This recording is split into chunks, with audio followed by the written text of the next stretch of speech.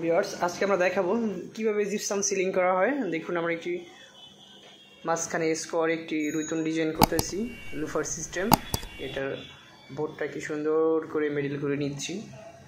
আমাদের কাজ করতেছে এখানে সজীব এবং রাজীব, দুজন টেকনিশিয়ান দ্বারা ডিজাইনটি তোলা হলো উপরে এবং অ্যালুমিনিয়াম দিয়ে এটা ফিটিং করে রাখা হলো। এরপর এটাকে আমরা জিপসাম মিক্স করে পাটের সাথে এটাকে ফিক্সড করে দিব।